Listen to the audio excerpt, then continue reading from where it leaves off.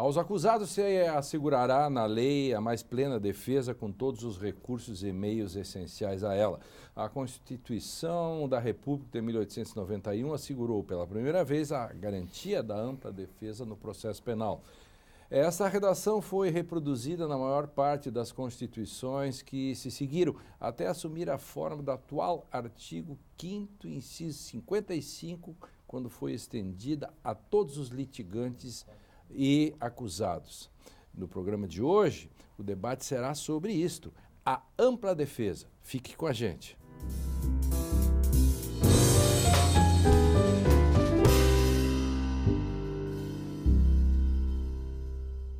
A ampla defesa é uma das mais importantes garantias fundamentais. A sua observância constitui dever de todas as nossas instituições. Sem ampla defesa, não há Estado democrático de direito. Na atual quadra da história, apenas o uso de meios legítimos pode justificar os fins alcançados ou perseguidos. No entanto, em pleno aniversário de 30 anos de nossa Constituição, há uma série de desafios, velhos e novos, que se colocam à efetivação dessa garantia. Por que assegurar a ampla defesa é uma questão de princípio? Quais foram as nossas evoluções em 30 anos de Constituição democrática? Avançamos o suficiente? Essas são algumas questões que serão debatidas no programa de hoje. Fique com a gente. Olá, a partir de agora você acompanha um debate que conta com a participação de professores de diferentes áreas do conhecimento que vão nos ajudar a entender questões do direito e da literatura na sociedade contemporânea.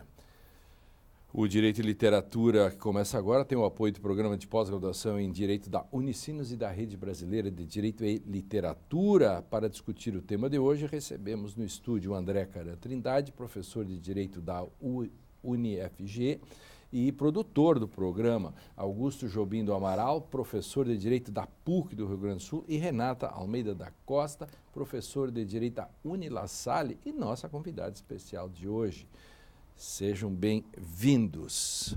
Então, eu começo com o Pode ser, Jobim. Pode ser, claro.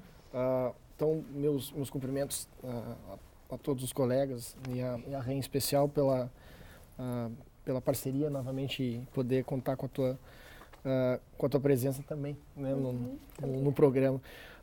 Lênio, André, e eu trouxe uma obra agora só para fazer uma ilustração da nossa condição talvez contemporânea, né, que é a obra clássica talvez já de Pernas para o Ar, do Eduardo Galeano, né, A Escola do Mundo ao Avesso, que é muito conhecida por todos, já traduzido largamente no Brasil. Esse poeta uruguaio já falecido há pouco tempo, né, tem um conjunto de crônicas, que é o De Pernas para o Ar, e eu acabei por convite do programa, fazendo uma seleção de algumas passagens que são muito interessantes, que eu acho que vem muito a calhar. Ele tem um conjunto que ele chama de programas para entender esse mundo ao avesso. Ele provoca dizendo que Alice, se voltasse hoje, não precisaria fazer mais nada senão olhar pela janela. Ele começa o texto dizendo isso. Tamanha a inversão de qualquer tipo de condição, tal como a gente vê relacionada à mais ampla defesa, ou mesmo ao contraditório, ou presunção de inocência e demais elementos tão fragilizados hoje em dia, principalmente em termos constitucionais. E tem uma passagem que o Galeano tem uma potência enorme ao extrair as suas crônicas, ele pegar de fato mensagens verídicas, né? Verídicas e obviamente trazer uma coloração, vamos dizer, um contorno colorido muito bonito, em que ele diz mensagem aos pais. Nós falamos agora em off sobre os pais e filhos, né? Ele diz, mensagem aos pais. Aí diz, hoje em dia as pessoas já não respeitam nada. Antes colocávamos num pedestal a virtude, a honra, a verdade e a lei. A corrupção campeia na vida de nossos dias, onde não se obedece outra lei, a corrupção é a única lei. A corrupção não está minando esse país. A virtude, a honra e a lei se evaporaram de nossas vidas. É uma mensagem aos pais que, um primeiro momento, claro, é provocativo e irônico, porque representa muito o discurso feito vamos chamar assim, pelos agentes políticos e principalmente jurídicos. E é uma mensagem de uma figura muito interessante da década de 30, que é uma declaração do Al Capone, feita aos jornalistas. Poxa. Numa entrevista publicada no Liberty, na década de 30, Ou seja, antes de ir para a prisão, o Al Capone faz exatamente esse mesmo discurso, né? O discurso de combate à corrupção, no pedestal da sua virtude, da honra e da lei.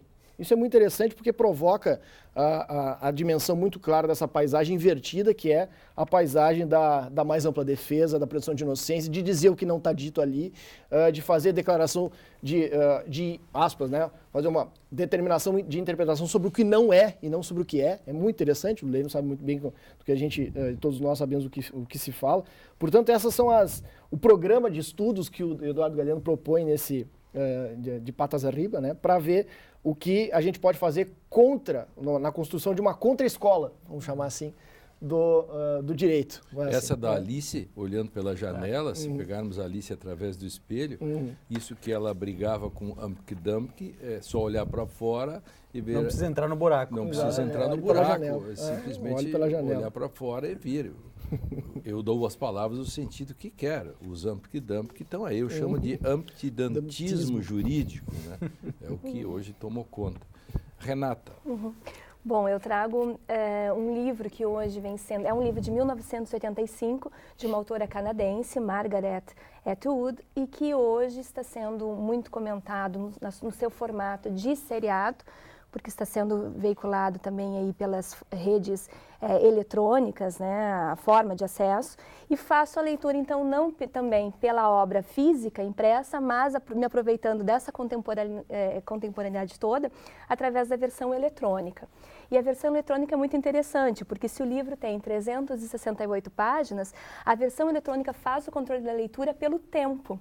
Então, essa unidade de controle, que é uma unidade de controle, né, inclusive social, da própria modernidade, se pensarmos que a forma de controle social pelo direito penal é o tempo, a forma de controle social do trabalho é o tempo, são as horas produzidas, e da escolaridade também é o tempo, aqui nessa ferramenta de leitura, o tempo para a leitura é dado no início já da obra com 5 horas e tanto. E aí ele não tem páginas? Não tem páginas, ele vai dando, é como o processo eletrônico, ele vai dando posições. Como cinema, esse filme tem 128 minutos. Você vai fazendo a leitura e pode diagramar a página com uma letra no formato maior ou no formato menor, e ele vai informando quanto você já leu, 45% da obra, 50% da obra, e vai dando tempo estimado, então, até o fim. A única para os ansiosos é algo... A única vantagem que eu vejo é que ele ainda não lê pela gente. Não. E há uma outra vantagem, que eu considero principalmente para quem dorme acompanhado. É uma leitura que pode ser feita no quarto a escuras, né? Não precisa estar com a luz do abajur acesa. Você regula a intensidade do brilho da tela, que não desperta o sono do companheiro. Então, só falta botar agora a marca, assim. Então, começa a reflexão por aí, porque o conteúdo dessa obra se passa no que eles dizem de ser um futuro distópico, ou seja, algo utópico, mas não tão longe da realidade, a considerar que a autora constrói, então, uma história que se passa no futuro próximo em que não há mais Estado, ou melhor, o Estado, como nós conhecemos, é substituído por uma teocracia, né? Uma república em que não existem mais as formas de comunicação, então, inclusive essas formas aqui de comunicação eletrônicas, e nem mesmo as impressas se fazem mais presentes, jornais, revistas, livros foram queimados, foram aniquilados. Ter em sua posse revistas é, obviamente, também uma grande contravenção, é um ilícito passível de punição, inclusive por parte dos ditos comandantes, que são os sujeitos aí que têm o poder nessa nova sociedade. E algo também muito interessante, muito contemporâneo, que o contexto das pessoas vítimas dessa teocracia são as mulheres. Então, aqui uma reprodução, né, das minorias de nossa sociedade, nas quais, inclusive, mulheres que são homossexuais ou que têm um comportamento também não padronizado dentro da sociedade moderna, se assim poderíamos dizer, passada, anterior mesmo, à pós-moderna, são sobrepenalizadas. Então, elas sofrem 2 punições.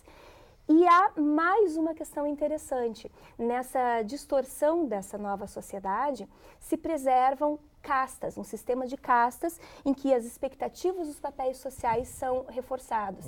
E, uma vez mais, esses papéis se dão sobre as mulheres. Então, há 3 categorias de mulheres: as mulheres que servem para o serviço doméstico, as mulheres que são mais pobres e, portanto, realizam todos os serviços, e as mulheres de uma elite, que se dividem entre aquelas que podem ter filhos e aquelas que são as estéreis. E as que podem ter filhos sofrem uma interferência do Estado. Elas são, de uma certa forma, controladas, presas em uniformes, inclusive. Então, a forma de vestimenta, de roupa, é uma forma também de identificação do status social dessas mulheres. E elas são destinadas às castas mais altas para servirem como reprodutoras, por assim dizer. Então, é uma obra que, de fato, reforça o papel da mulher dentro do espaço doméstico, né? Vai querer demonstrar isso, que o papel da mulher se dá ou na cozinha, ou como reprodutora, ou como belo, que são as esposas dos comandantes que não podem reproduzir. Obrigado, Renata. Tem duas coisas interessantes. Uma delas é o julgamento de uma mulher em que o promotor, e não tem defesa, a mulher é lésbica, então ela infringiu Romanos 1:23. Eu fui lá conferir. E era de fato. Então, não deitarás e tal, e ela é morta. E tem uma outra, e aí as Martas, a Aia, elas são fecundadas no colo, reproduzindo a Bíblia, né, por causa do Abraão, né, do Abraão, cuja mulher, a Sara, teve, ele fecundou a empregada, né, no caso. Então, e há um outro aspecto interessante. No colo da mulher dele. Perfeito. E aí eles reproduzem isso no filme. E é um ato sexual totalmente desvelado de características humanas, né? Como o afeto, o próprio entusiasmo, a própria paixão, a demonstração, a exposição do corpo, da pele, né? A reprodutora fica no colo da senhora que vai ser esposa do reprodutor.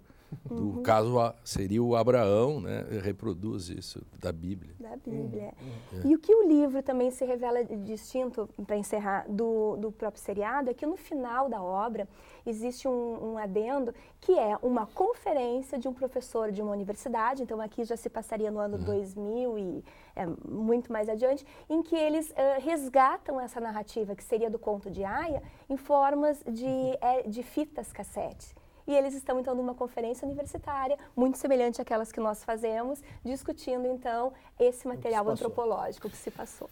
O André começa nesse bloco e termina no outro. O meu texto, talvez mais conhecido, né, pelo menos pelo autor, do que o Galiano e a Margaret Atwood, é Melville, Billy Budd, né?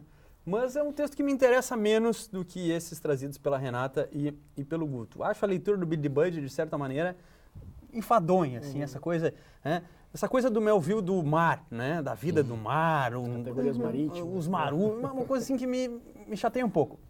Acho cansativa. Mas uma novela curta, né? Em que basicamente te tem o Billy Budd, acho que o modo como ele pega não é menos relevante, né? Sobretudo para a questão da ampla defesa. O Belo Marujo, o protótipo de um jovem, bonito, agradável, né, ele é o ídolo de todo mundo no barco, mas tem uma disfunção vocal. Então, quando ele se vê numa situação constrangedora, embaraçada, quando ele fica nervoso, ansioso, ele não fala, ele gagueja, é mais do que ser gago, ele não... Se coloca uma situação de motim, falsa, evidentemente, em que é construída para prejudicar o Billy Budd, e sem conseguir se defender, ele desfere um soco no mestre de armas e mata o mestre de armas. Qual é a moral da história aqui? Já encerro, depois a gente volta. Né? Como que alguém vai exercer ampla defesa sem conseguir se expressar? Esse é o ponto que nos parece bastante caro nos dias de hoje. O Direito à Literatura faz uma pausa para um rápido intervalo e na volta a gente continua essa discussão sobre ampla defesa. No próximo bloco vamos aprofundar esse assunto. Já voltamos.